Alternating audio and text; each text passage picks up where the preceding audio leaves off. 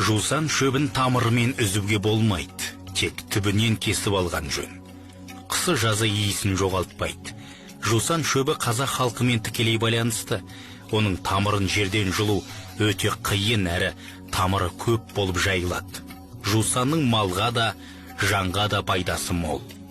Кезінде жусан шөбі биік болып өскен, кейін жауынның жоқтығынан, қоршаған ортаның ластануының салдарынан жусан шөбі де аласа болып шөгіп барады. Сол сияқты біздің де рухани деңгейіміз төмендеп, майдаланып, шөгіп әлсіреп барамыз. Жусан шөбін уақыт келе дүние жүзі пайдаланатын болады. Жусан қан тамырлары кеселінен тазартады. Жусан шөбін көп иіскесе, жүрекке пайдасы мол. Асқазан жұмыс істеуін жақсартады, әрі іштегі құрттарды тазартатын қасиеті бар. Тарихта Қыпшақ Сарыханұлы Артық батыр кезінде 40-45 мың сарбазбен Грузияға барып көмек берген.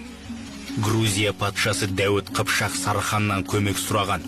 Сонда осы Артық батырды 45 мың сарбазмен қосып жіберген.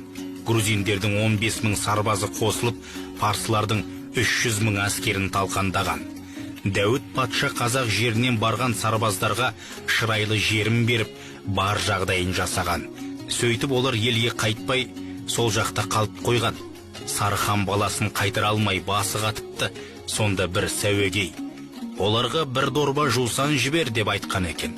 8 жыл бойы елге қайтпаған қыпшақтар хабарша келген бір дорба жусанды иіскегенде, бір күнде жиналып көшкен екен.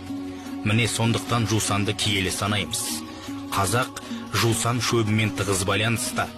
Жусан шөбіне жуынып, бойдағы сасық иістен тазаруға да болады.